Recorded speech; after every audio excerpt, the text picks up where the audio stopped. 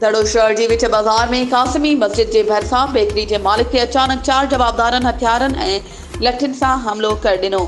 जंहिं जे नतीजे में बेकरी मालिक मज़हर अली सोलंकी ऐं उन जो भाउ जान मोहम्मद सोलंकी सख़्त ज़ख़्मी।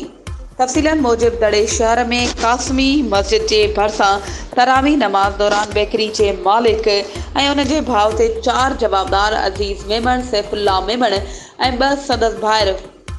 पिस्टल ऐं लठियुनि सां हमलो करे ॾिनो, जंहिं जे नतीजे में मज़हर अली सोलंकी ऐं जान मोहम्मद सोलंकी सख़्त ज़ख़्मी थी पिया। ॿई ज़ख़्मी 1 कलाक रोड ते तड़पंदा रहिया, जंहिं खे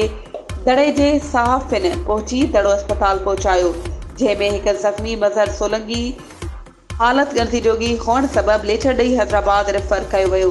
जॾहिं त ॿिए पासे दड़ो पुलिस रिपोर्ट दाख़िल करे वधीक जांच करे रही आहे। वधीक ख़बरुनि ऐं अपडेट्स जे लाइ असांजे चैनल खे सब्सक्राइब कयो